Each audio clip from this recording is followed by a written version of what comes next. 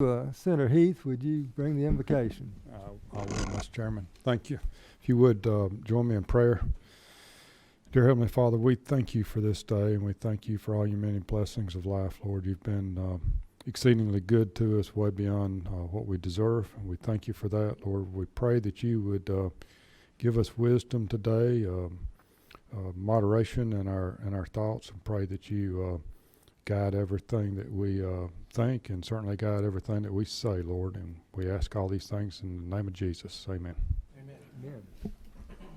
I'll be Wait, I think your mic's off. Michelle, can you tap his mic on there? 20, it was on. It's not.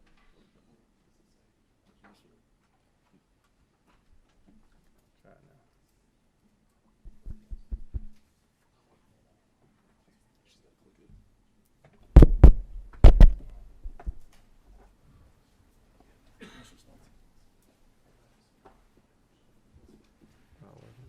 No, switch these two. I mean, can you switch these two? Did this one come out? It doesn't come out? Okay. That's fine.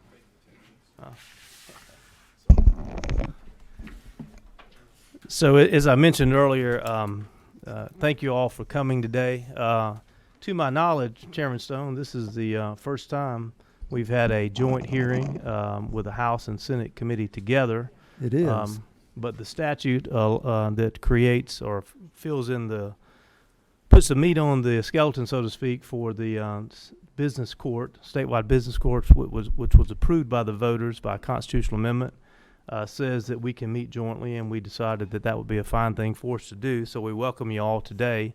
Of course, our purpose is to consider the nomination of Governor Kemp for our first statewide business court judge. And I'm glad you all came. I have been happy as we've moved through this whole process. We are all proud that Georgia has been the #1 state to do business by many publications' rankings for a number of years now. And in my mind, the purpose for this statewide business court was to continue to foster that relationship, to make Georgia a place where employers wanted to come and bring jobs for Georgians. And in this case, we want to provide for them the ability to resolve disputes here. As I have moved through this process, it's been my understanding that the gold standard, so to speak, for business courts is that of Delaware. And that is our goal, to some extent, emulate that and try to provide a forum here. So when businesses come here, they know how to, that there's a pathway for them to resolve problems that exist. So I thank you for being here today, and I look forward to hearing from the Governor's Executive Council as we move forward with our proceedings. Chairman Stone? Thank you, Chairman Fleming. I want to thank everybody for coming and all the interest shown in this historic event. I want to thank the Governor's Office for providing support and information, informal opportunities to get to know the candidate. And want to thank Walt Davis for cooperating and providing much information in advance to help streamline the procedure here, which I hope will be a model for the future business court. This is, of course, the first time Georgia has ever had a business court statewide, and I think it will help us pay many dividends in the future to continue to bring businesses here to resolve disputes and work together. I will say this: I was a little nervous about my senators when we had a bunch of House members show up, and I told Chairman Fleming, "Well, all I need's 6." And he said all he needed was 5. So we may have to revisit the rules next go around. But senators, you'll have in your folders the information that has been provided all along. And the way we plan to work this, we'll have several people who had signed up in advance to speak. and then we'll go into questions and answers. The House members will have the first shot at questions, and then the senators will follow suit. And then after all the Q&A, we'll divide up, and senators will need to stay together, keep our quorum. We just barely made it. We'll reconvene in our usual room, 307, to have our deliberations and vote on the nomination.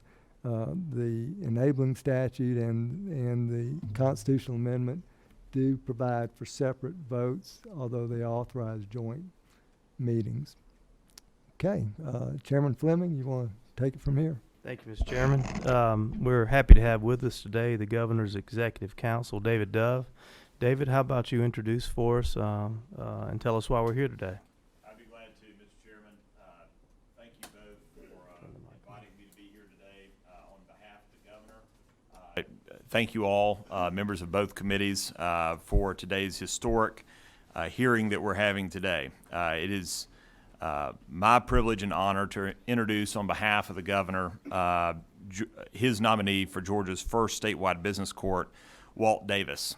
As you all know, this is a truly historic moment that marks the culmination of many individuals' hard work over the past several years to see this court come into fruition. This is the first constitutionally created court with statewide jurisdiction since 1906. And as I understand it, this being the first joint hearing of the House and Senate Judiciary Committees, it is truly an honor to be here today. This court was approved by constitutional amendment with over 2/3 of Georgians who voted in the 2018 general election so that our state can continue to provide a top-tier environment for business investment. I believe this is the appropriate time to thank all of those that have contributed to this effort. And so first, we'd like to thank the Georgia business community for advocating for this court, something that is needed to continue the state's historic track record in being the #1 state to do business. Certainly, Chairman Chuck F. Strachan, who is the sponsor of this bill, thank you very much, as well as Chairman Fleming, who is co-sponsor, and Chairman Stone, who is sponsoring the Senate, for carrying this legislation and seeing it to fruition.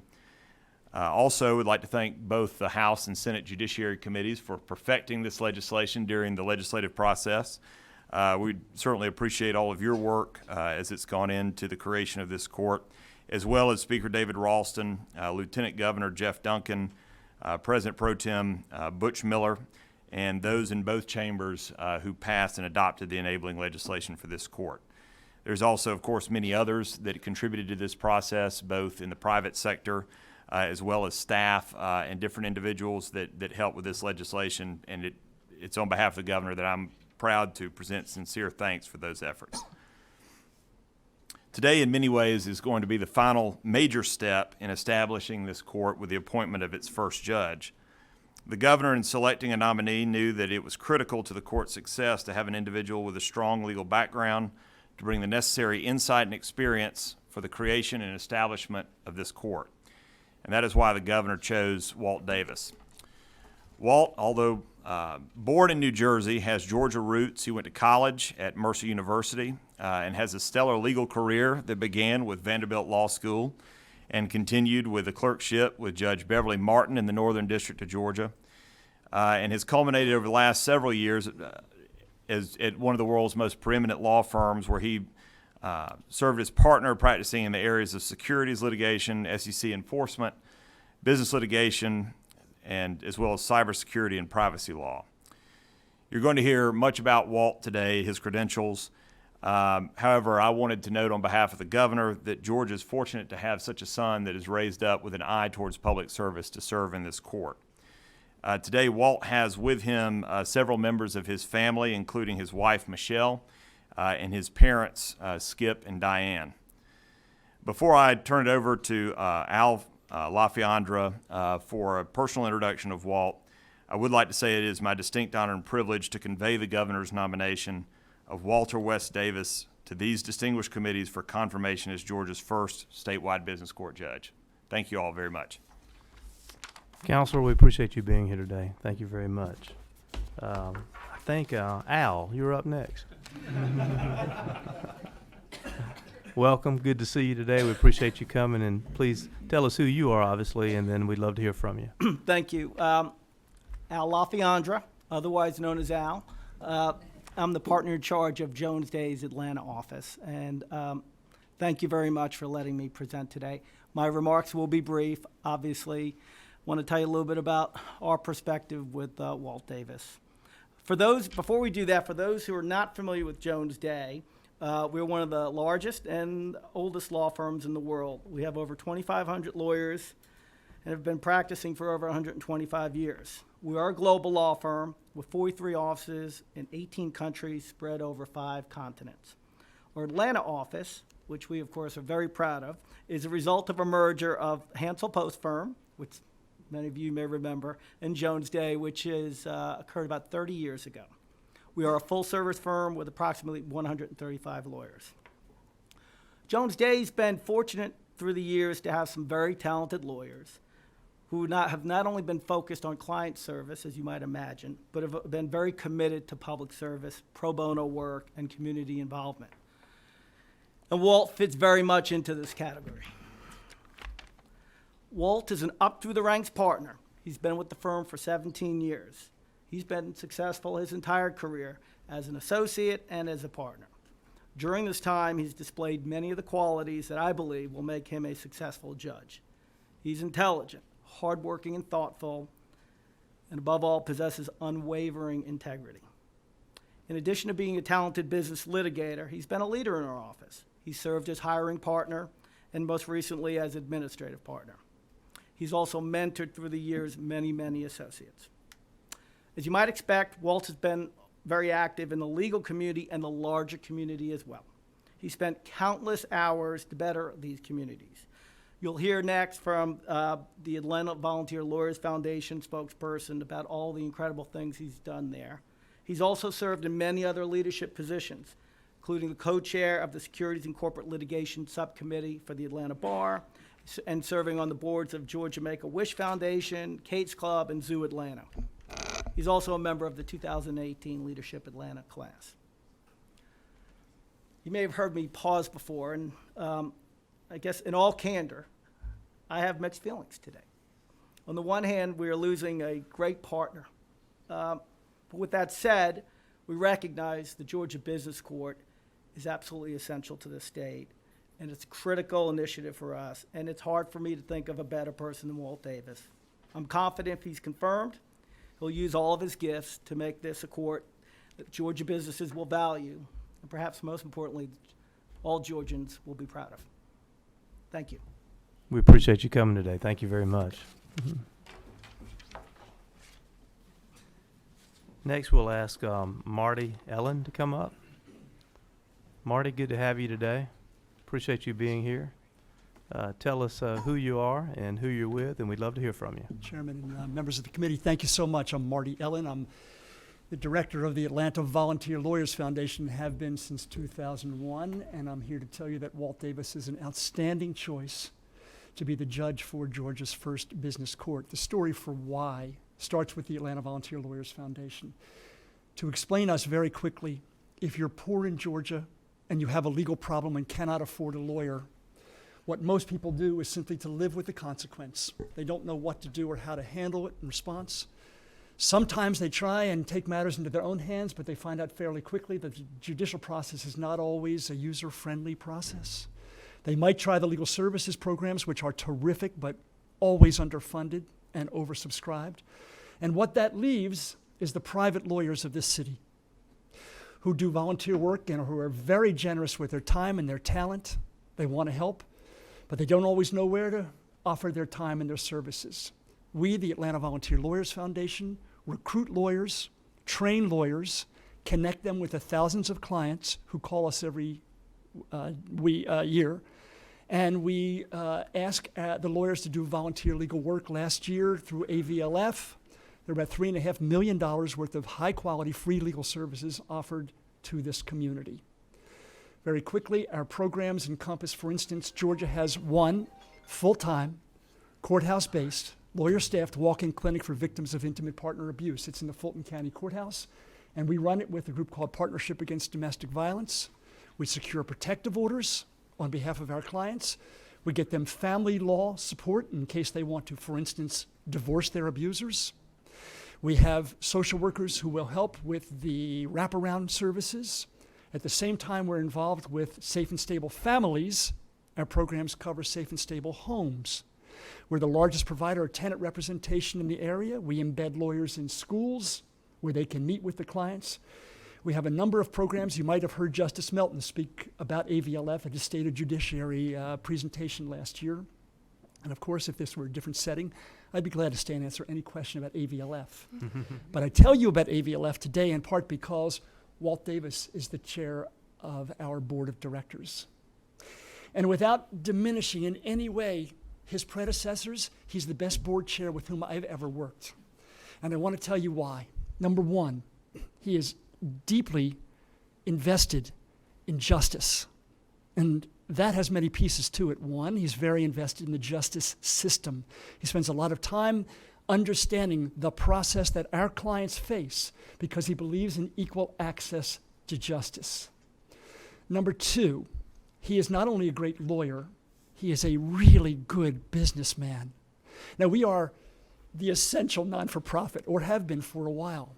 And then Walt and Nancy Bond, who will succeed him in the back, and some others have come in and have changed the format, have changed how we do our work, and we are increasingly with a for-profit mindset. And it has worked very well for the Atlanta Volunteer Lawyers Foundation. In the last 4 years, we have quadrupled our budget, quadrupled our staff, and dramatically increased the breadth of our programs. Number three, Walt he's really, really smart. And he and I frequently disagree, and I hope you won't tell him this, but he's frequently right.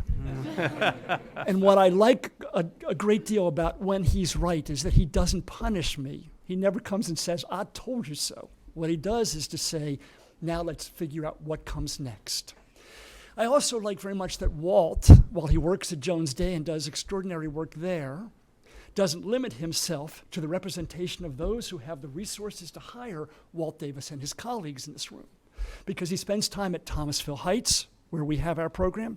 He spends time at Hollis Innovation Academy on the west side, and I can name you the places where we have lawyers embedded and our program thrives. And it does so because our staff is wonderful, our volunteers are wonderful, but it also does so because we are well governed. And that starts at the top with Walt Davis. I'm a large fan of Mr. Davis because he carries himself with what Al spoke about, integrity. And he's very direct. Sometimes that's where we get into disagreements because he's so forthcoming. But I think that's a good thing for a judge to be. And in every way that I can imagine, the sense of justice in this state will be lifted by your affirmation of Walt Davis's nomination. Thank you for your consideration in my time. Thank you, Ms. Ellen. We appreciate you coming today. Very good words. Thank you so much. All right. Well, let's move on now to the man of the hour, Mr. Davis. If you would, please come on up, and we'd love to hear from you. Why don't you tell us about yourself, and then tell us about your thoughts on this business court for which our governor has nominated you to be the first judge. Good to have you today. Thank you. Thank you. May I humbly suggest that we go ahead and call the questions so I don't Before I begin, I would like to thank a few people. Thank you, Chairman Stone. Thank you, Chairman Fleming, members of the committee. I am honored and I am humbled to be here. I thank you for the opportunity to appear before you, and I look forward to answering the questions that you may have. But let me begin by thanking David Dove, who has had to put up with me through this process. My partner, Al LaFiandra, really should not get me choked up before I have to come up here to speak. And Marty for the warm introduction. In many ways, these three people represent the intersection of a professional life I've had at Jones Day for 17 years, and a new challenge ahead if confirmed. I'm grateful for all three of them, but particularly for their support and their friendship and speaking on my behalf today. I also want to thank Governor Kemp for appointing me to serve as the first statewide business court judge. I am, as you've heard, the significance of this role, the significance of this court, the significance of this process. I'm humbled by the selection and the confidence that he has shown in me.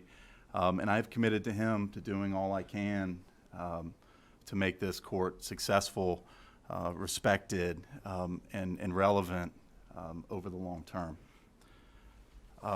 I'd also like to thank, in addition to Mr. LaFiandra, I have, as you can see, several partners, associates, future associates, if confirmed, maybe some potential law clerks out of this group. More than a month ago, I walked into my office and I told them that if I get confirmed, I would be leaving Jones Day after 17 years. We are a place where we drink the Kool-Aid, as you can tell. And every day since then, knowing full well that if I'm confirmed, I'm leaving in December, this group has stood by me, has encouraged me, and has supported me, and I cannot thank them enough. Finally, I want to thank my parents, Skip and Diane, for being here today, and to my three sisters, I presume that camera works, who assured me they'd be watching today via the live stream. I would be remiss if I did not say hello to my sister Lisa's fourth grade class at Rivers Eves in Roswell, who also may be watching. I know I have shared many dinners and lunches with several of you, and you've heard about my family's commitment to public service. And it is their great example that has led me here today. Mr. Chairman, I would not be here today, though, were it not for the love and support of my wife, Michelle. I would not be able to serve the people of the state were it not for her commitment to her own career, but also her willingness to follow me and sacrifice in the name of public service. And so I want to thank her for that. And I want to conclude by thanking you, Mr. Chairman, Mr. Fleming, the members of the committee, for the time and attention that you have given to this process. It is not lost on me that so many of you made time, came from great distances. Many of you on numerous occasions left your family and your friends to come spend time with me, to get to know me, and for me to share my story with you. And I thank you for that. Your thoughtful and deliberate approach to this process, I think, will no doubt serve as a great example for future judges that go through this process, future committee members who have to preside over it, and that's a tribute to the way that you have handled this process. Members, I want to end with this. I accepted the governor's appointment out of a desire to serve, out of a deeply held belief that to whom much is given, much is expected, and out of a hope that my children will one day look at me and my service to this state and say that I did something special. I did something historic. Beyond that, I have no agenda. As I've said before, and I'll repeat this over and over again, my sole imperative is to make this court relevant and respected for people like me who practice law in this state, and for my clients who do business in the state.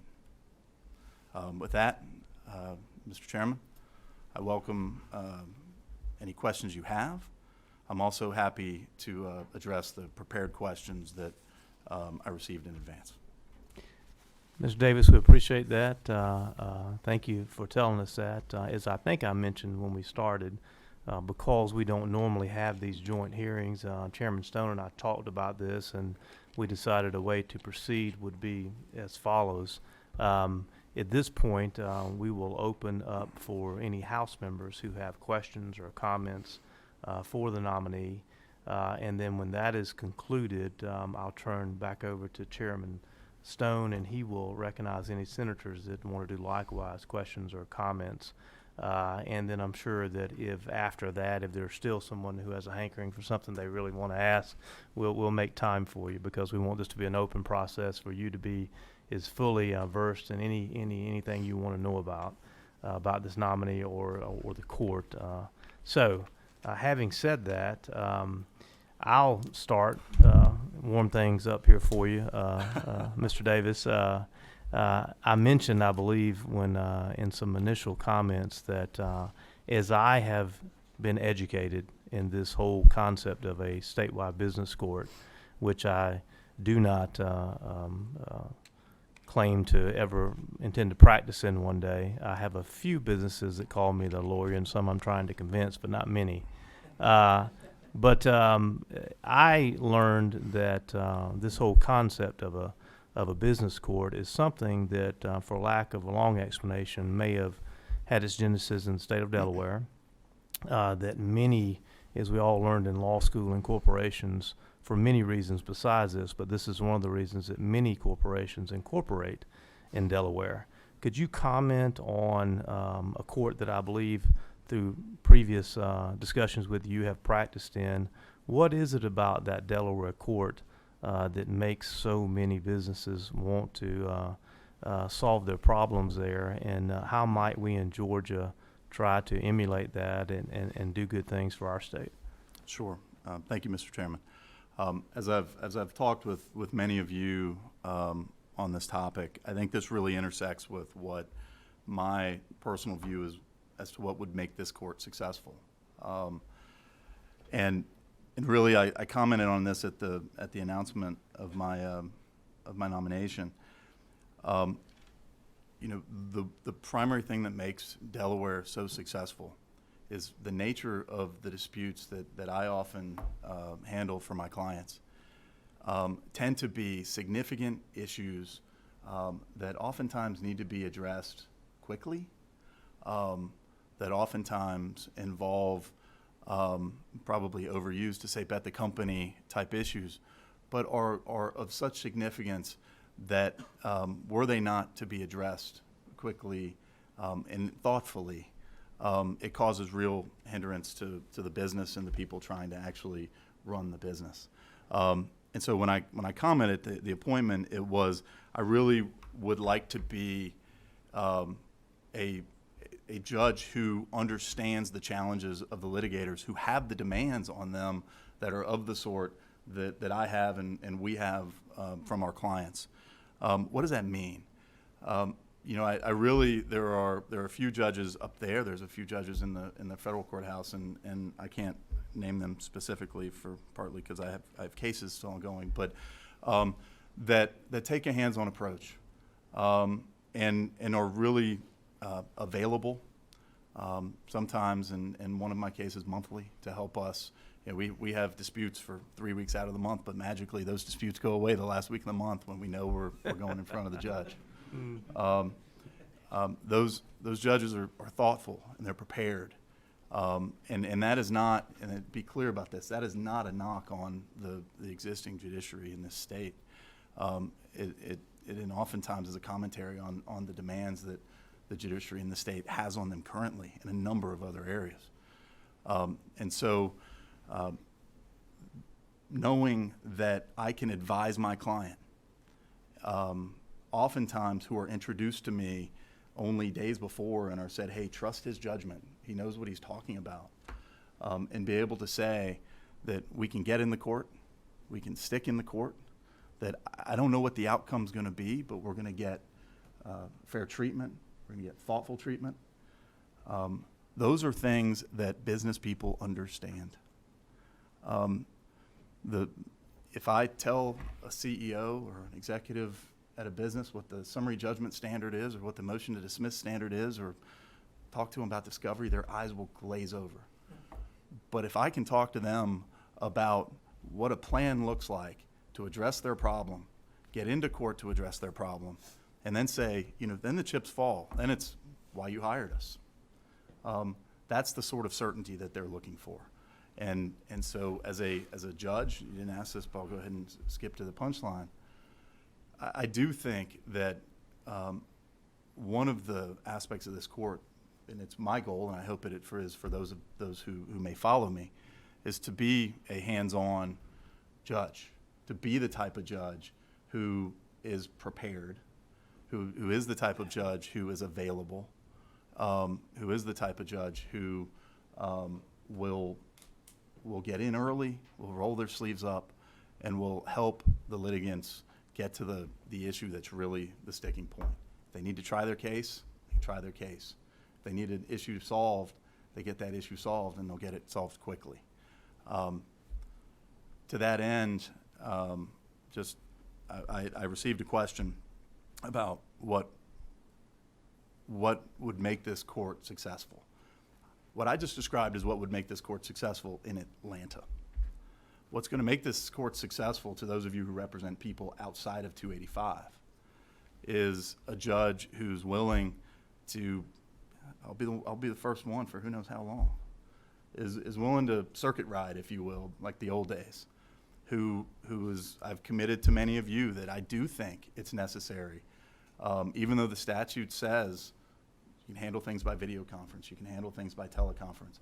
I do think for significant issues, objectively, you know what significant issues are in the case, but subjectively, litigants and their lawyers may view issues to be more significant than I do. So taking my lead from, do you need me to go to Vidalia? Do you need me to go to Savannah? Do you need me to go to Augusta? And be present. I would remind you that in the budget there's sort of a reimbursement part of that. But I do think when I talk about being available, I do think in the earlier years of the court that is going to be what is necessary to really get buy-in from the litigants in this state and the litigators in this state. And so in addition to that commitment, one of the things I've talked to many of you about is the need to reach out to Bar Association presidents, chambers of commerce, each of you for introductions to many of the people I don't know in your districts. I can't take a case till next August. And so I will be relying on many of you to help me address those things that are important to the people in your various districts. One follow-up, as I have tried to explain this whole concept of a new court to people that have asked me questions, and it's mostly been attorneys back in the Augusta area where I practice, who, like me, would not likely end up litigating in this court, or have experiences like you have had in Delaware where this court's been around for a long time. I've said to them, and you can dissuade me from this future analogy or tell me why it's brilliant. I'll leave that up to you. But I've said to them, we've had a lot of success in the state of Georgia with specialty courts in a different area, but success with specialty courts. Our previous governor championed some changes in our legal system, and one of those was drug courts, for example. These are judges who are committed to dealing with a certain issue and the problems it creates in society. Some of our counties have veteran courts. You just go down the list, and there are new ideas every day. If somebody says, this concept of a specialty court really seems to work well. For Senator Jones and I, who practice right over near Augusta, we're used to South Carolina that has a family court and has a specific court of equity. So I've explained it to other lawyers that we are basically specializing. In this case, we hope it brings big companies to our state and makes them happy to stay here and employ lots of Georgians with good jobs. But is that analogy of a specialty court and your ability to focus a good way to explain this, I guess is what I would say. It's a brilliant analogy. I knew I liked this guy.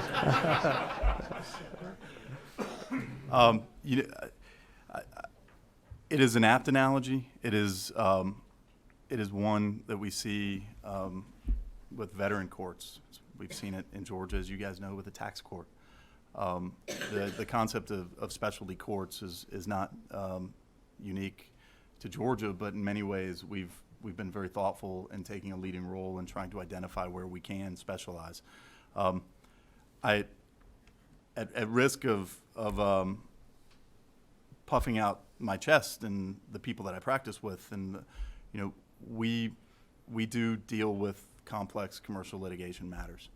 In many respects, those matters involve millions of documents.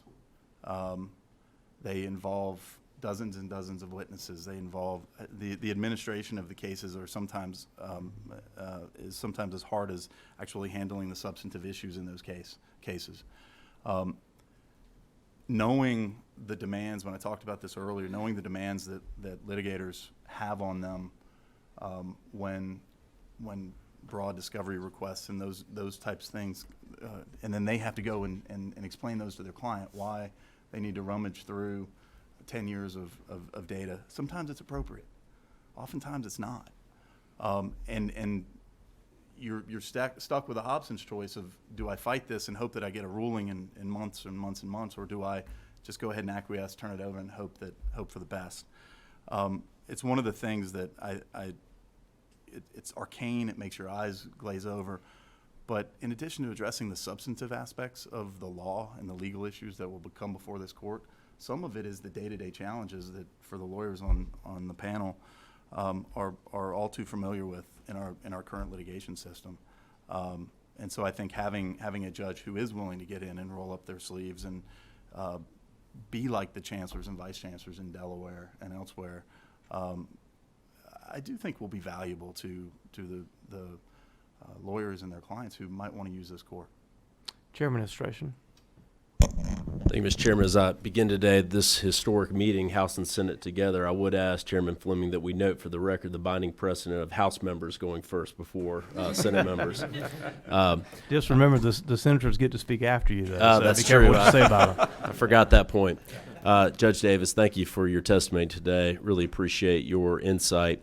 I know that as this legislation, first in the form of the constitutional amendment that was proposed and later with the enabling legislation, both passed on day 40 of the legislative session, both with a great deal of work and important debate that took place that have just allowed us to be here today to have this exciting, important conversation. Has really been centered around the benefits in the sense of economic development and job creation, which can result from a court of this nature, where we've seen success in other states, and we believe that similar framework in Georgia would allow for great benefit for Georgia citizens as businesses look where to have their operation centers, as business owners are looking to predictability as to outcomes, whether they win or lose, just knowing that they can be before a court which will provide some certainty as to outcome, that will have a judge sitting who's knowledgeable in the issues.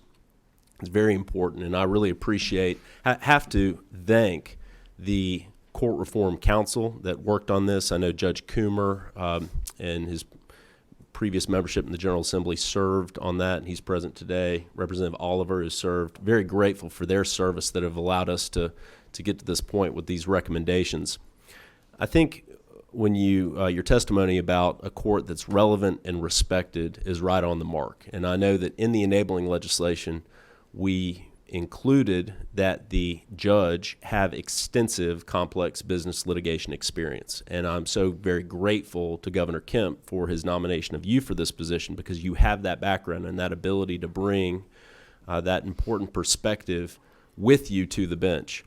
I know that the Metro Business Court, which is currently in existence for Fulton and Gwinnett counties and Superior Court only, has allowed many of the benefits that we're seeking to extend here statewide. And that really is my question. With your background and experience in the federal system as well as in the Metro Business Court, are there best practices, or are there successes that you've seen in those courts which you look forward to making available to all Georgians through the existence of this Georgia Statewide Business Court?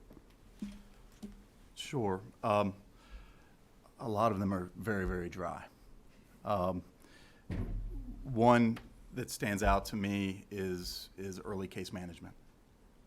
They do the Fulton, now the Metro Atlanta Business Court, trumpets this on their website, and they're spot on. They get in, manage cases early, as do the new federal rules, which are certainly not perfect, but they beat the heck out of the old ones. So much of what we do is on our phones and on our laptops. That helps, puts pressure on us to know our clients' business, to know their demands. But those demands inevitably percolate to the surface in the litigation. So how they're managing data. We live in a data-driven world. I got several questions from you about cyber and data during the confirmation process. And so getting in early and understanding what's at stake on, as I talked about, the administration of the case early, they do a very effective job at that. Delaware does a very effective job at that. What I already spoke to was the early get to the issue, so to speak, approach that I think they do also a very effective job at. And now, since the rules have changed in Fulton, the ability to get the case to that specialty court has eased a lot of concern from the litigators that I practice with. And then finally, the judges are largely senior judges there. There's a balance, but they're extremely competent. I know there's some concern over what this court might do to that court. Obviously, the legislation contemplates that court can continue. But I think it would be a mistake to view this legislation and your efforts to create the business court as some commentary on the success or lack thereof of that court, because I personally think it's been very successful. The one thing that I think highlights for me, and then I'll stop and wait for the next question, never give a litigator a microphone. I mean, seriously. There have been, I'm going to get the number wrong, 6 or 7, but I know it's less than 10 trials in 15 years in that court. That court was created in October of 2005. So while our statute provides for trials to occur, be they bench or jury, in the venue where the case could have been brought, the reality is that people from all over the state are not being summoned to Atlanta to try cases. I think the reality is that where the value of this court is going to mirror the value of Delaware and the Metro Atlanta courts is having somebody who is thoughtful, understands the issues, and willing to work. Representative Bruce. Hi again. Hi. When stuff like this happens, our imaginations start to go all over the place. And I'm sure that you've had a moment to be able to sit at home and say, okay, if I get this nomination, this is what I want to see this grow to be. Can you share with us what it is that you think that this will grow to be? Because it starts out as a seed, but it blossoms into something bigger. So tell us what you've been imagining. So this has been somewhat of a challenging question for me, largely because, in all candor, I never wanted to be a judge. I didn't aspire to be a judge. I didn't go to law school to be a judge. I love the advocacy process. I love the relationship that we have with our clients. As you can see, I love the relationship that I have with my partners and my associates. But that said, it's easy to throw the words around, but this is historic. This is for somebody who does what I do, it's a once in a career opportunity. So I have viewed it maybe a little bit differently of how not to screw it up. But the reality is that given where we stand in the rankings on economic development and our success in growing business in the state, there is a hole in our swing, and this is one where North Carolina is thrown around a lot, but they have a successful business court that is in multiple locations around the state. It's well respected, and so I think we do need to learn to walk before we run. But the steps that we take over the next 8 to 12 months are going to be incredibly important. The rules, getting input from those who will use the court, not just here but all over the state. Candidly, my law clerks. One of the things that distinguishes Delaware from everywhere else is that you know what their precedent says. Probably painfully for most associates and partners who have to rummage through Westlaw to find it. There's a case that we were successful in this last month where the opinion was 144 pages. I am not going to be, especially in the early years, writing 144-page opinions. My hope is we are far too busy for that, and you are far too concerned with adding more judges to the court. But what I do think will help distinguish us from some of the other courts we've talked about here today is being able to develop precedent, being able to develop law in a written way at the Georgia trial court level that can be used and relied upon, not just here, but say, wow, Georgia did it this way. Judge Davis in Georgia did it that way. It's something that we're missing. It's something that we, in many ways, are missing until the cases get to the Court of Appeals and the Supreme Court level, where we know what those cases say, but we don't, many of our clients, when they lose, we know if they win or lose at the trial court, that's where it ends. They'd love to know what the answer is from a precedential perspective ahead of time. So for me, success is when I hand the keys over to somebody else, is that it was built in the right way, bones out, and then that the generations of lawyers, both that are currently practicing but are coming through, and I mentor many of them, view the court as an alternative to federal court. They view it as an alternative to Delaware. And there are going to be situations where we make those strategic choices. To me, being part of that conversation is no question one of my definitions of success. Because candidly, right now, we're not, in my personal view. Representative Jones? Thank you, Chairman Fleming. Mr. Davis, thank you very much for coming today. We sure do appreciate your comments, and I especially like those last comments regarding a legacy. There's something to be said about your successor being more successful than you, and what I'm hearing from you is that's exactly what you're going to try to set the court up to be. I want to switch us a little bit. Chairman Fleming noted that Georgia is the #1 place to do business. I'll say maybe our collective goal, or hopefully our goal, is that we become the most innovative place to do business. And I think having a court that's capable of handling, I'll say, sophisticated technology questions is just as important as handling, I'll just say, complex litigation or traditional complex litigation. So 2 questions for you, sir. The first one is more of a subject matter. When you think about our burgeoning tech economy, when you think about how it is that the 4th industrial revolution is right around the corner, may that be AI, may that be additive printing, may that be autonomous vehicles, etc., I struggle in a good way with the challenge that you and your staff are going to have in terms of keeping up from a subject matter perspective. Because let's face it, we can have a contractual argument over something, but the ability for you to be able to articulate and understand that conversation, may that be around code, around AI, etc., I think is going to be imperative for you to be able to achieve, I'll say, the business aspects of the court just as much as the legal aspects of the court.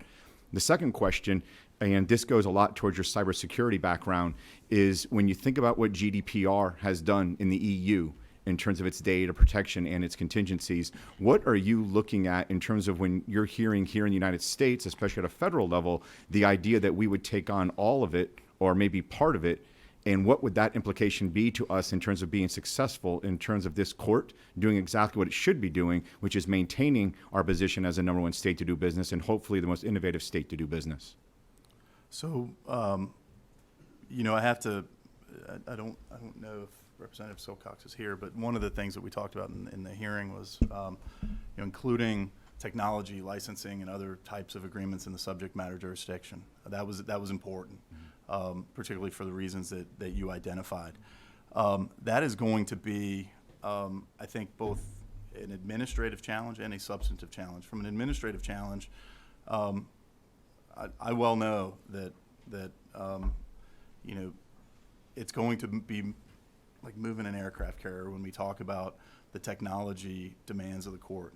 Keeping up with what's happening in private practice and what's happening at a global law firm is different than what I've already heard from people is happening within the Georgia judicial system. I'm going to get in a lot of trouble for saying that, but that's one of the things that I've heard. Even resistance to, for example, storing filings in the cloud. We all store things in the cloud now. Keeping up on an administrative level is going to be just as hard as keeping up on a substantive level. I think I shared an anecdote with you. I got interested in cybersecurity and privacy law because it wasn't hard to tell that that was going to be an area of growth over, this was 5 or 8 years ago, over the subsequent 5 or 8 years. And ultimately, we have created a sub-practice. My interest in it, candidly, was when there were data breaches, and those investigations into those breaches were very similar to the investigations that we do, whether it's accounting fraud, whether it's operational issues, what have you. So that sounds interesting. Very quickly, you realize there's no federal regulatory structure in place. There are 49 and maybe 50 different now sets of rules as it relates to privacy and the maintenance of data and the notification to people, and that's the easy stuff to understand. Right. And so when you talk about CCPA or GDPR and how those may affect the court, we're not prepared for it. And so I think some of it is going to be the technology committees of the court are really going to have to roll up their sleeves and not just with the business court, but comprehensively across the state. I think it would. I'm happy to be a guinea pig. I think I'm living it right now. But I do think a more comprehensive answer to the question is on a statewide basis for all of the court system is going to be what's needed, because I hope get the complex litigation matters that come to me, and I hope that my law clerks and I stay abreast of the relevant standards. I know that in many ways they're going to outpace me, just as they have done in the last 5 or 8 years.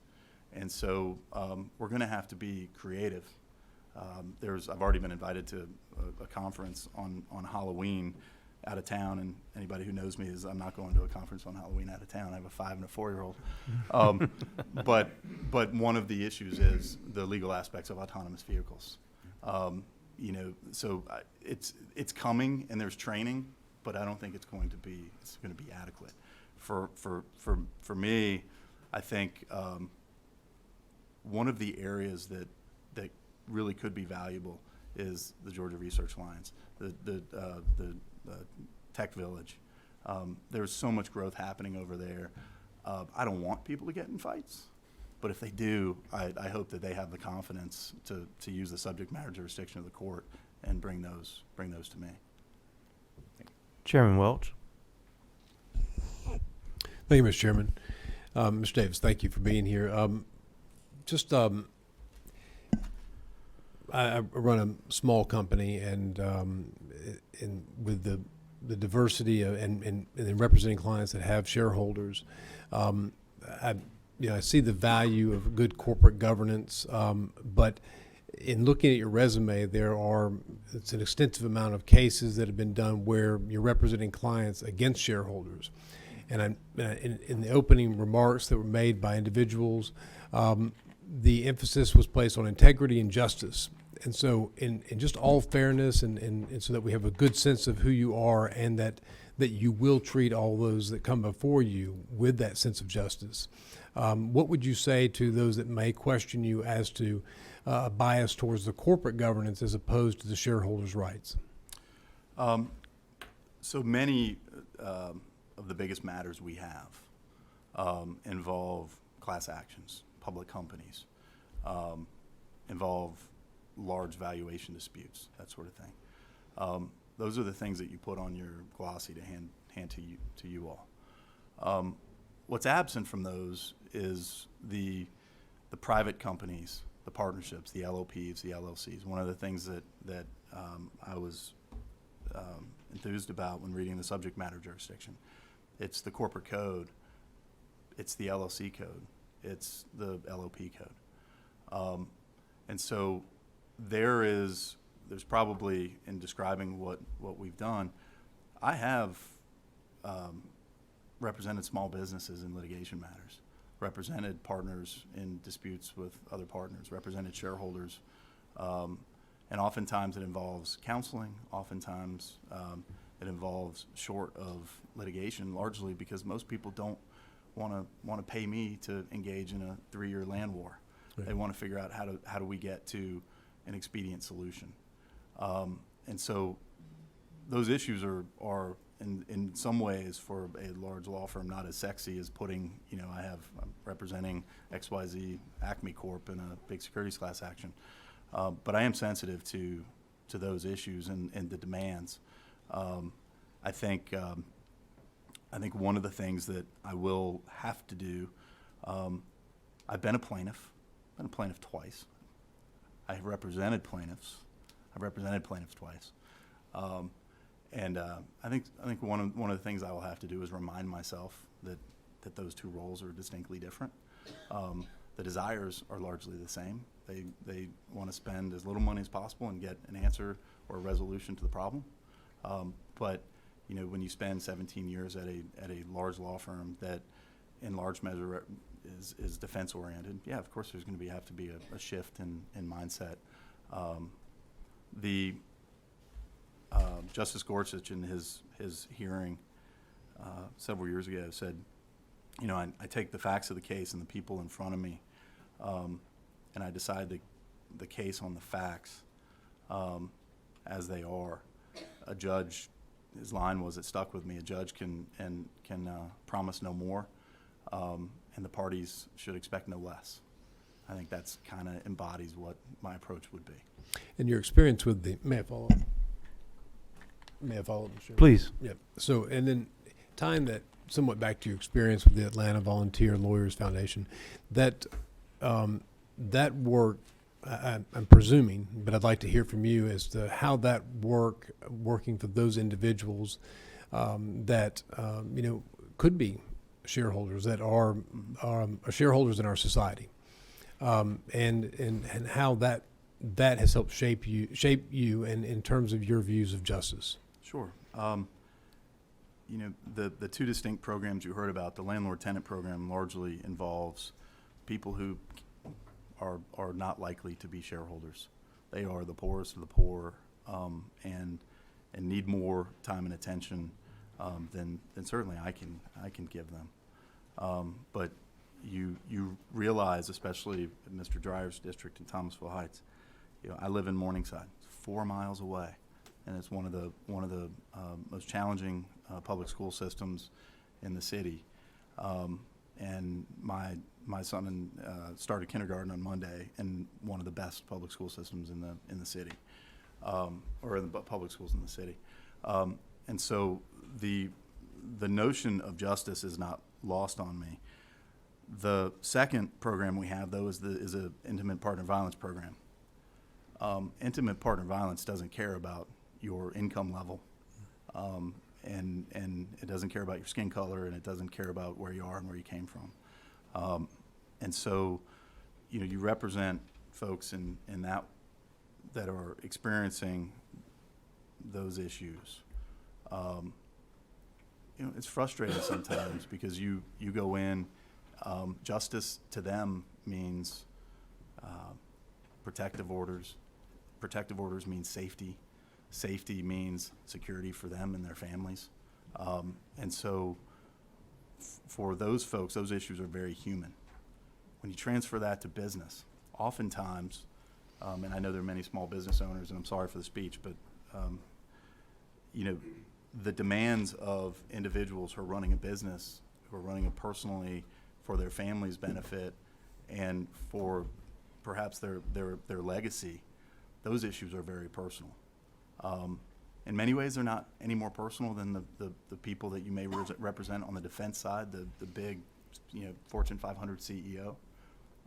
There's blood, sweat, and tears there as well, but the risk of loss to a plaintiff on an issue that is an LOP or LLC oftentimes hits home far harder. Yeah, I think that those statements are strongly indicative of why you have fine individuals coming before us to speak for your integrity and the person that you will be. And I think that that's underscores why not only the court will be well-founded under your leadership, but I think it also underscores the human compassion and the understanding that you have that the impacts of these decisions may be at a high level, but they also trickle down and have a huge impact on a human level at a lower level. And I think that's impressive to hear you say that. Thank you, Mr. Chairman. I have a couple of House members that want to ask questions next, and I'm gonna call on them. But then after that, House members, if you still have other questions, which nobody does at the moment, I am going to turn it over to Chairman Stone and let the senators begin asking some questions. And if you have something, we'll come back to you after they get a shot. So let's go first to Chairman Powell. Welcome. Thank you. I have a two-part question. Knowing that there is going to be a transition as you migrate from private practice to sitting on the bench, talk to me a little bit about recusal. Do you anticipate initially that you would recuse yourself anytime one of your partners is involved in a case, or when it's a Jones Day client, or just dealing with clients that you've represented? And then the second part of the question is, in those cases where you do recuse yourself, will those cases just have to find another venue, or how will those cases be handled? If you'll allow me, I'll take the second one first and the first one second. The statute speaks to the recusal issue, and it will be up to the Chief Justice, I believe, to especially designate a business court judge in the event that there is a need for recusal. So there's I think a very good process in place to ensure that that you get the kind of thoughtful, engaged judge that you would want for this court, and hopefully I will have set an example and an expectation for how a judge of the Georgia Business Court ought to comport themselves and how they ought to manage a case. The second one, I intend to take the lead that that my judge demanded of me when I clerked, which was if there was a case pending at the firm, then of course I can't address that, and then that I couldn't, when I was a practicing lawyer, appear on a case on her docket for 2 years after I got to the firm. So it's my expectation that for the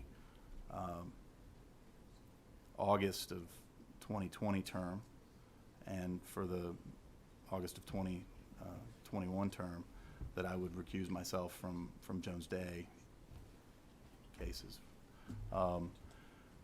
Beyond that, I think that at some point it ought to be the expectation of businesses, regardless of whether they have a relationship with Jones Day or they are my partners now and from then, that they should be able to appear before the court.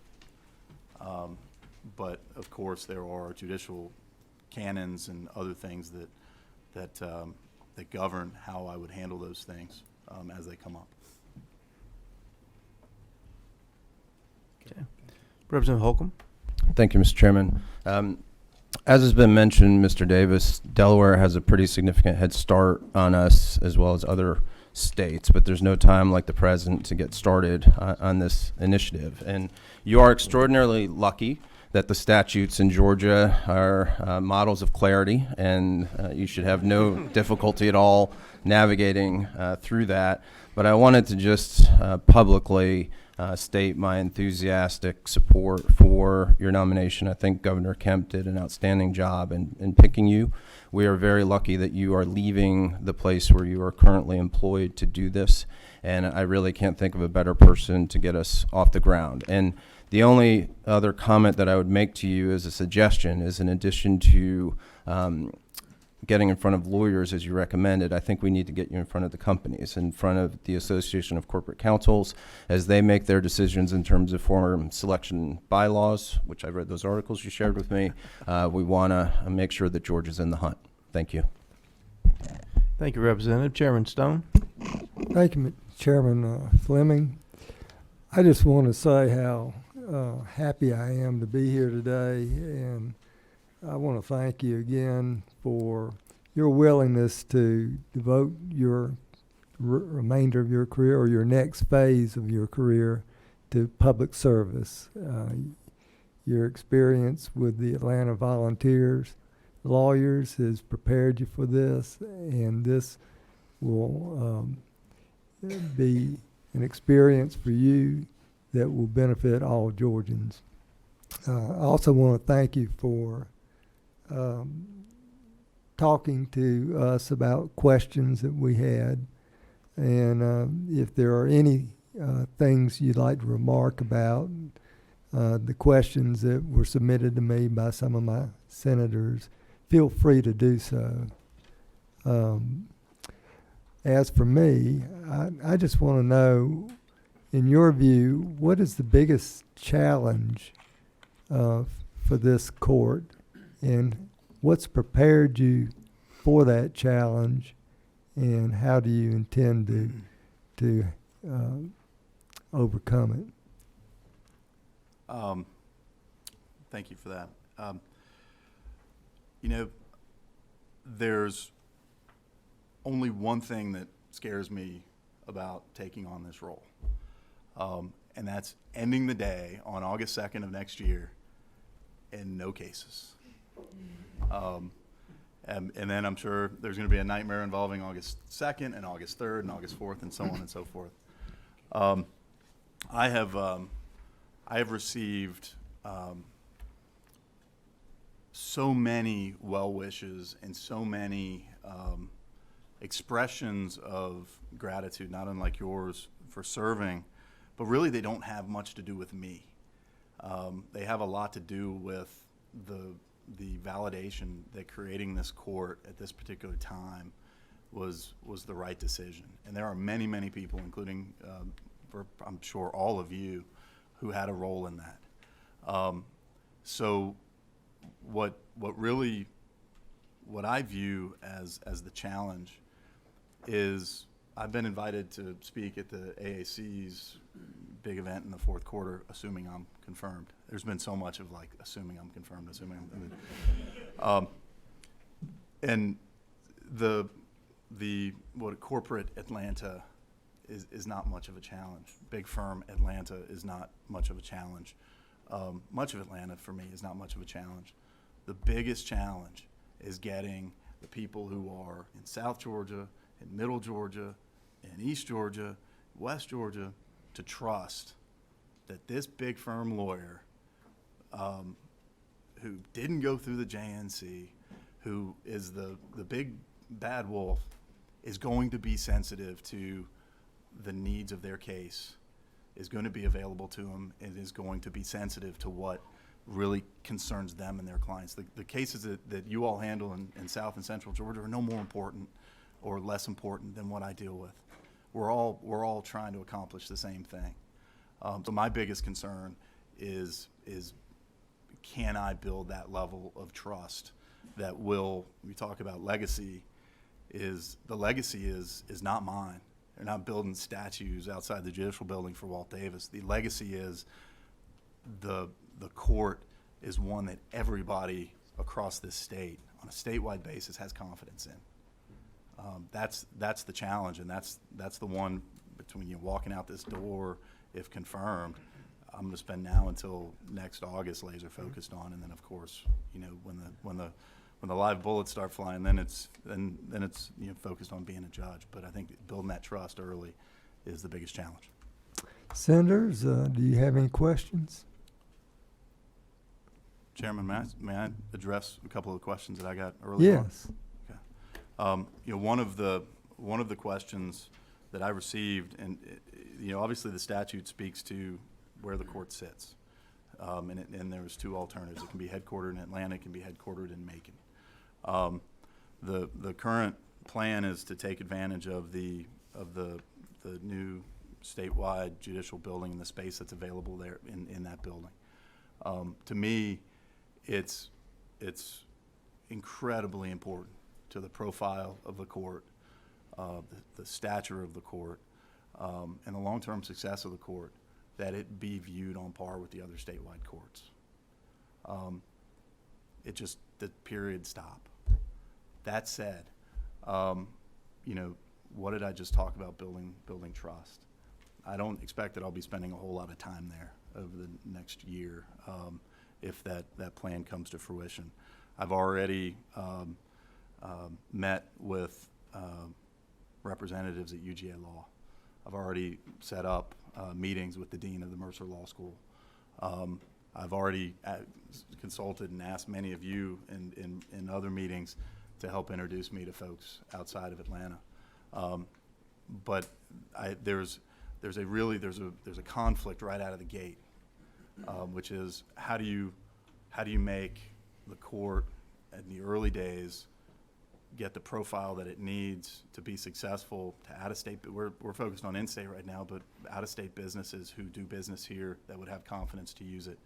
I think putting it in the state judicial building, it's important. That said, the really blood, sweat, and tears, I'm not swinging a hammer to build out that space. That's going to be somebody else's job. The blood, sweat, and tears is going to be getting out and meeting the folks in Macon and elsewhere that I spoke to.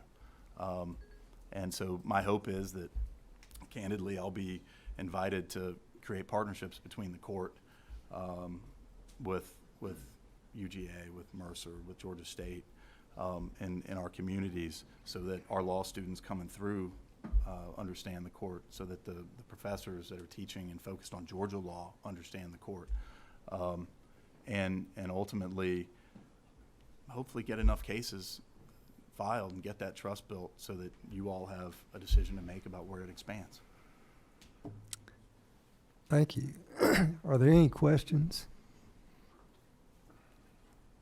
Senator Parent?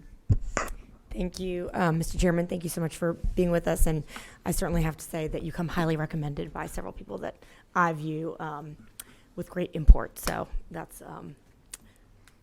really exciting for me. It seems, Mr. Chairman, I'm referring to the sheet that at least we senators got in our packet, that there are essentially 3 versions of the same question that I don't believe anyone has raised. So with your indulgence, Go I'll right go ahead and ahead. ask. And I believe you have these. You beat me Am to I it. right? Okay. Yes, we essentially have 3 versions of the same question regarding the policy disagreement that we've, and it's, of course, got a significant backstory, much of which I suspect you may know, some of which you may not, dealing with the process by which parties do end up in the business court and whether it would require both parties to be providing consent or agreement or acquiescence. So I think certainly the Senate, many of us senators are interested in your thoughts on that. Sure. One question I got pretty early on and pretty consistently was, what's my judicial philosophy? You may have heard me say earlier that I never had any aspiration to be a judge. Concomitant with that, I never really had a judicial philosophy. What we have is practitioners, as we reflect on what makes judges good, what makes judges effective, which are the ones that we value appearing in front of, and the best ones are the ones that rule against us, but we feel like we were respected and heard. That said, on the topic of philosophy, I've had some time to reflect on it over the last month, and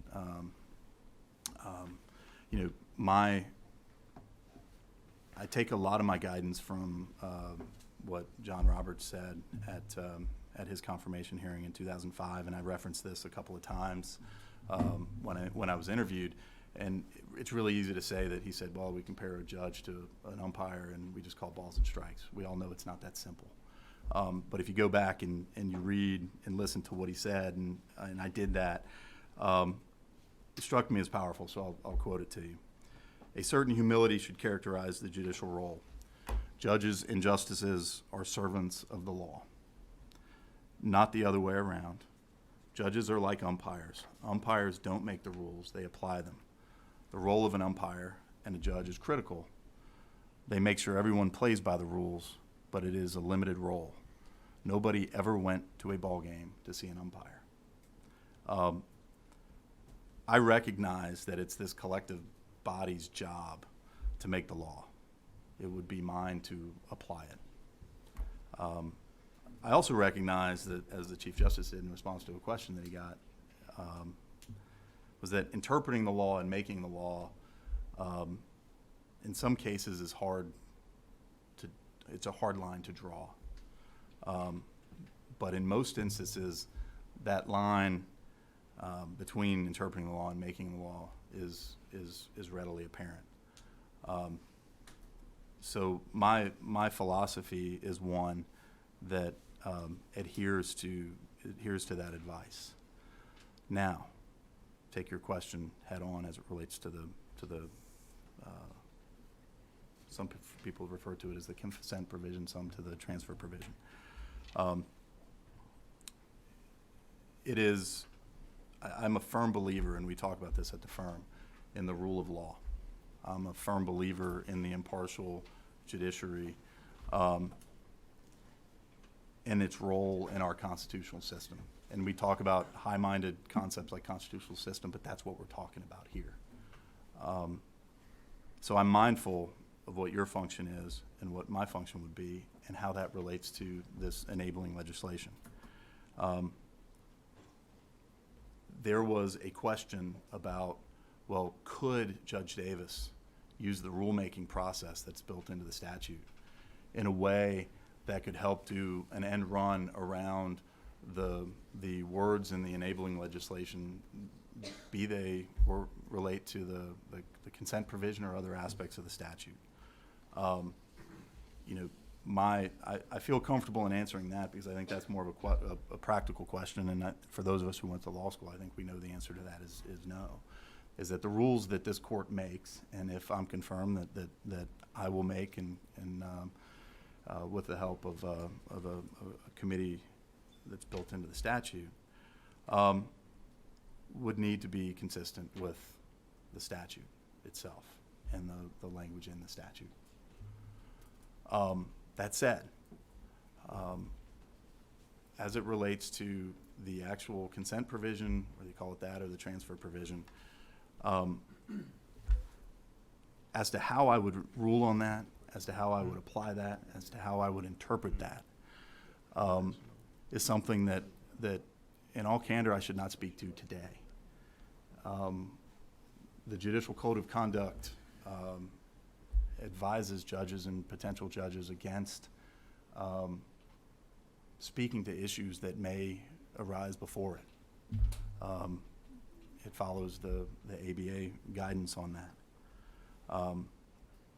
And how that particular provision should be interpreted, I think, falls within the ambit of that guidance.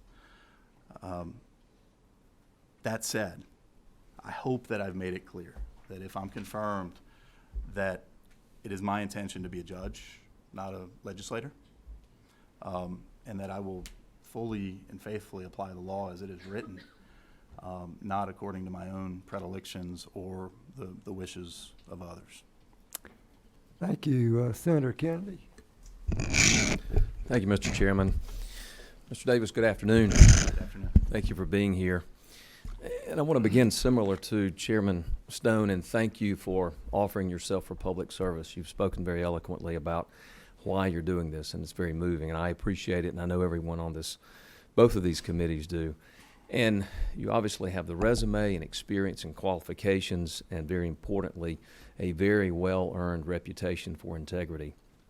I was going to ask you a question that you've largely answered, but I think it's important enough just to give you a moment to speak to it again. And importantly, beyond raw qualifications, one of the things that practitioners hope for and others who get involved perhaps in recommending people for judgeships look for, which is judicial temperament, and of how I know you and what I know about you and your reputation. You absolutely check all the boxes in that regard.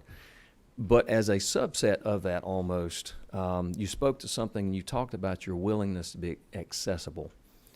And I can't tell you how as much as a practitioner how important I think that is. And I think, I think our brothers of the bar that practice criminal law and those litigants speak of justice delayed is justice denied. Those of us that practice on the civil side think of, and our clients talk to us about, time is money. And sometimes those get run out and wasted because sometimes either judges are too busy or the management of their own calendars, whatever it may be, it's an accessibility issue. And so I think that's very important, and I appreciate your attitude toward that. I think it's I think the concept of the business court judge being accessible to the litigants to be able to resolve things quickly and timely, especially for businesses who particularly do not like uncertainty. Businesses don't like that. Is why this court and under your leadership is going to be successful, in part, I think, because of your commitment to accessibility. So I want to thank you for addressing that. If you want to add something to that, that's fine. But I appreciate your attitude on that point and tell you I think that's one of the many reasons that you're going to make this very successful. Thank you. Thank you, Mr. Chairman.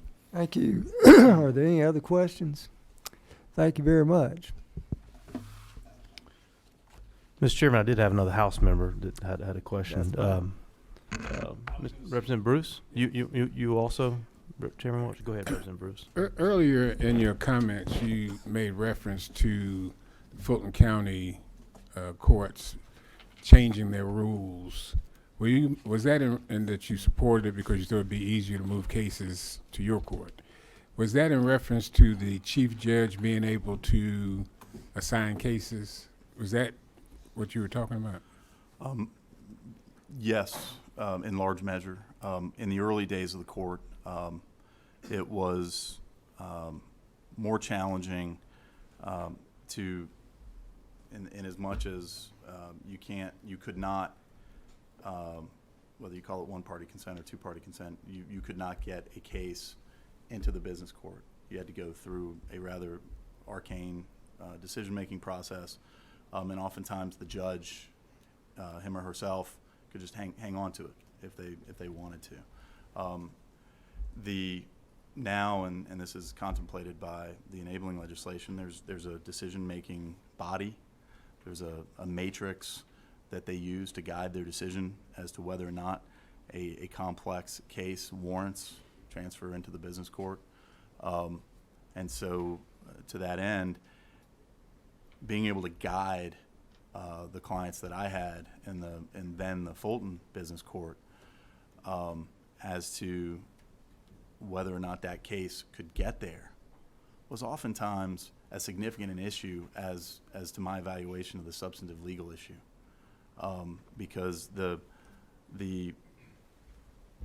I had a case in front of a Superior Court judge on one occasion that we had a significant merits-based issue that was governed by Delaware law. It was being heard in Fulton Superior Court, and we followed what was a criminal sentencing hearing. The only reason we prevailed that particular day is because it just so happens that the law clerk for that Superior Court judge knew a guy. I had a friend from law school who was clerking in Delaware Chancery Court. He picked up the phone and he called him at a recess and said, "Hey, which one of the parties in front of us is telling the truth?" And so that is not, to Senator Kennedy's point, the degree of certainty that our businesses were looking for. And so I think the rule changes in Fulton County helped with that. The follow-up? Yes. The former process was a random selection process that I think the clerk basically spun a wheel and whoever's name came up, something to that effect. But later in your comments, you talked about the fair and impartial, how you see that as being very, very important. But does that not those two concepts kind of conflict with each other if one person is able to say on his or her own that this case should go there and not be randomly decided? I guess I'm trying to balance out your statements because they sound like they're in conflict with each other. So I'm trying to be careful, and they very well may be, because to honor I will be a judge and not a legislator, I also have to recognize that it's your job to make policy.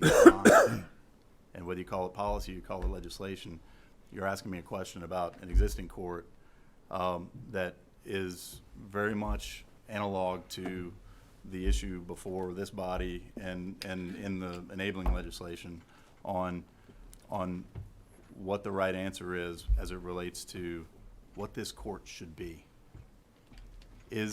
Do you trust me,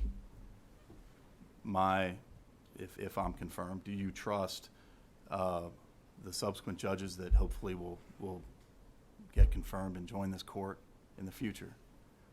Do you and your clients trust that this is a place that their cases will be heard fairly and impartially, that their experience in the litigation process, that they'll have the level of accessibility that I've committed to you today?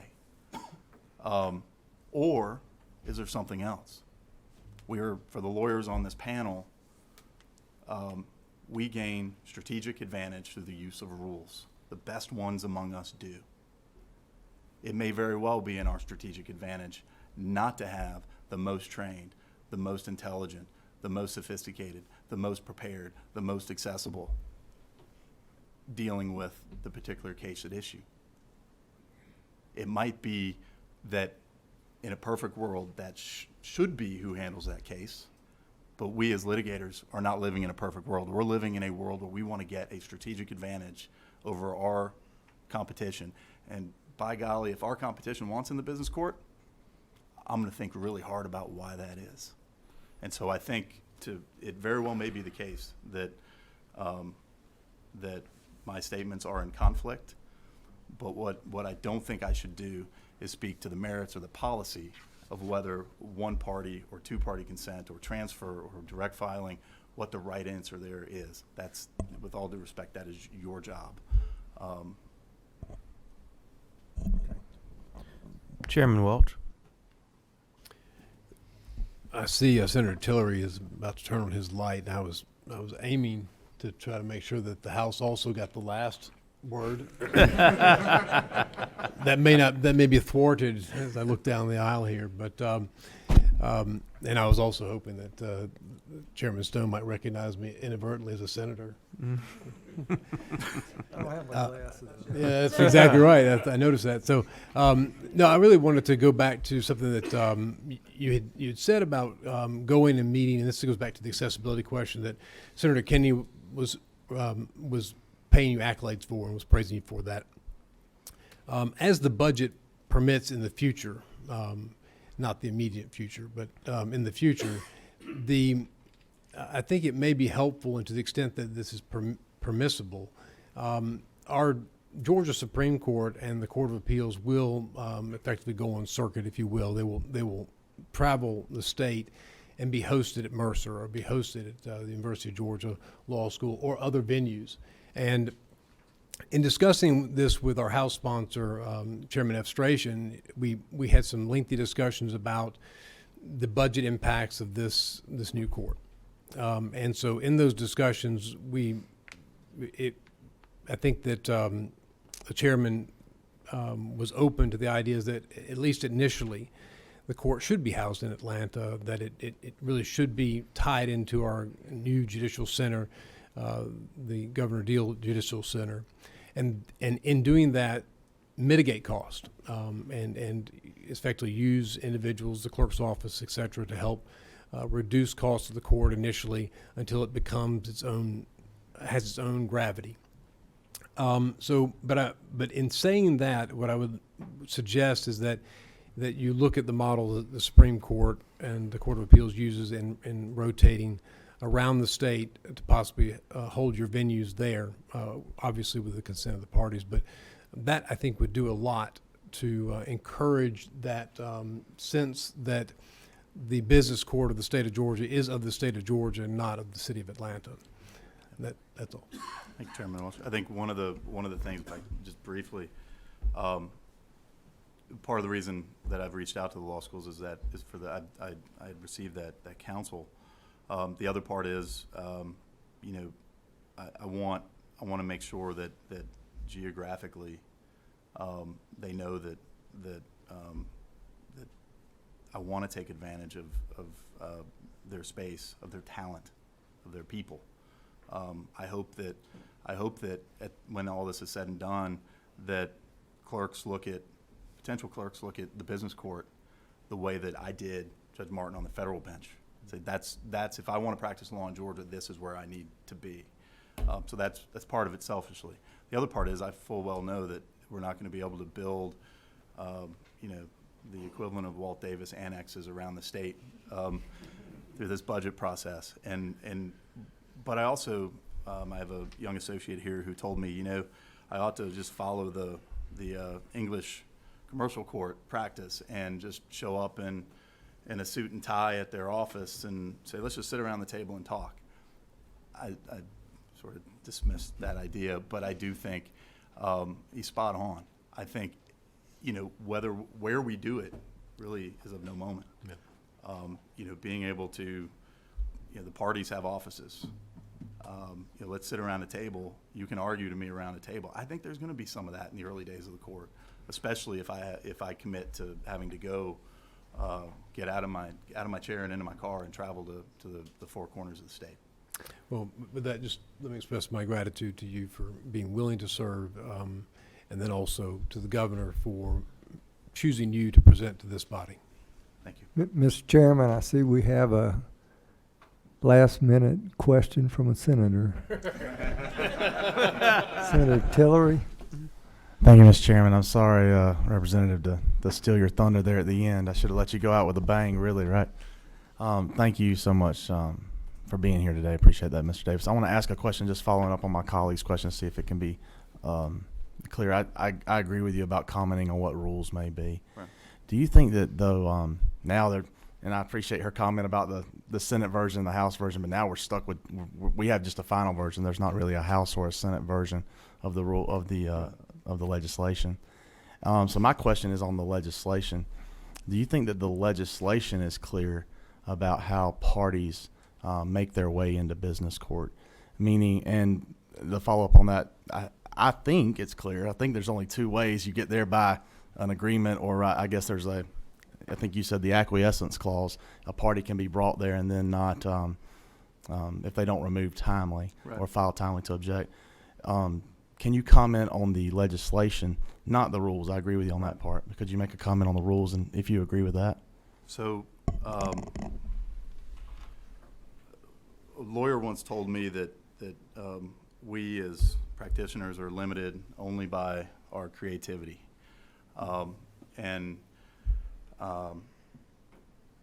your question asking in a different way, I think, is somewhat emblematic of that. But also,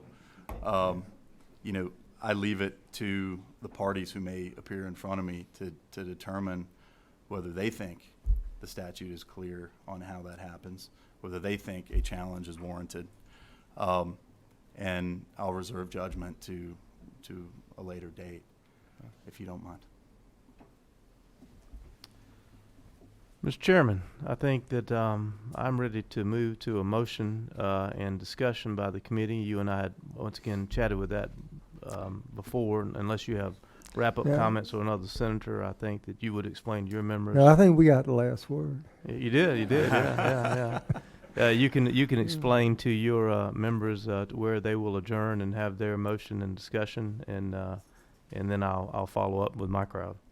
All right, if there are no objections, and we'll stand adjourned, and we'll reconvene as the Senate Judiciary in room 307. And all the House members remain here. We'll go directly into a motion and consideration. Mr. Chairman, am I excused? You are excused.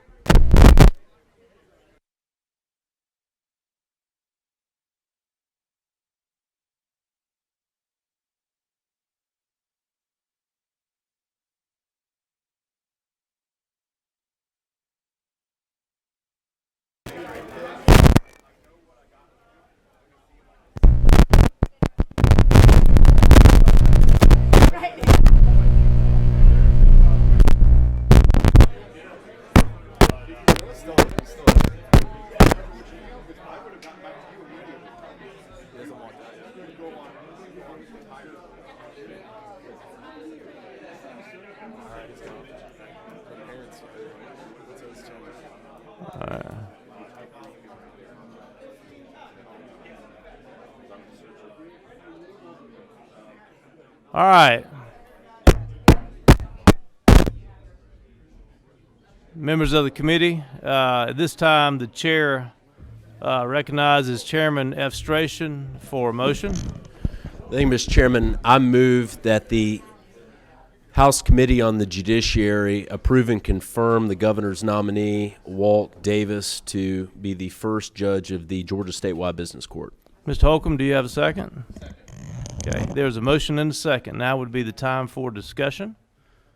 Any discussion on the motion? The motion is for confirmation. Chairman Welch?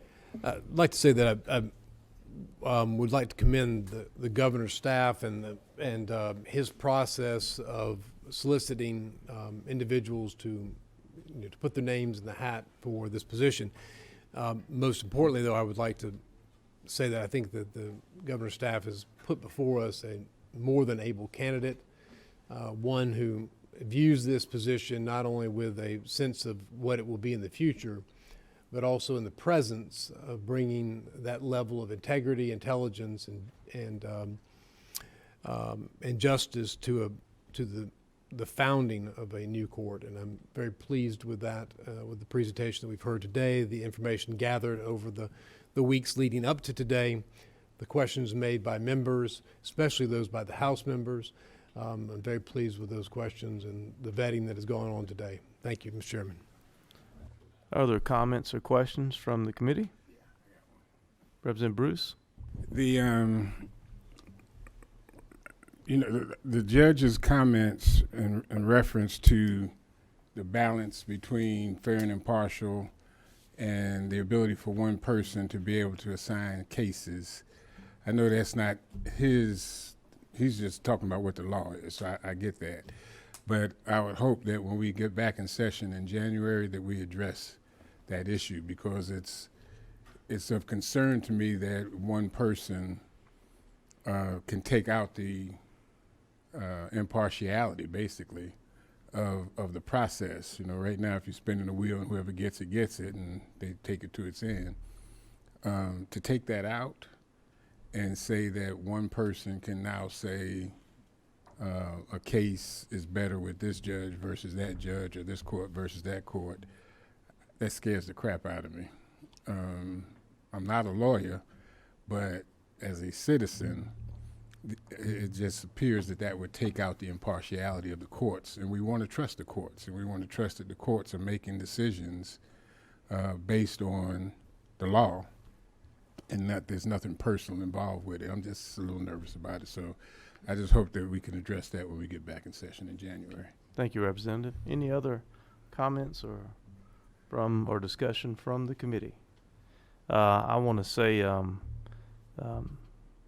thank you for coming today. I know that we had some of us came further than others, but we're all here, and I appreciate that. Mr. Davis, you made yourself very much available to our committee members for any questions they had today and before today, and I certainly do appreciate that. The comments made on your willingness to step up as a public servant. We all know this will be a pay raise from you, leaving Jones Day and go to the court. And I say that very much with tongue in cheek. We know that you are making sacrifices to be a public servant, and I do not think the governor could have found a more highly qualified person with your background and character than he did. And so I appreciate you presenting yourself for us to be able to have the opportunity to make this consideration. And thank you, House members, for the good questions that came earlier during this process. So, there being no further discussion, there is a motion to confirm. All those in favor, please indicate by saying aye. Aye. Any opposed? Passes unanimously. Congratulations from the House side, Judge Davis. We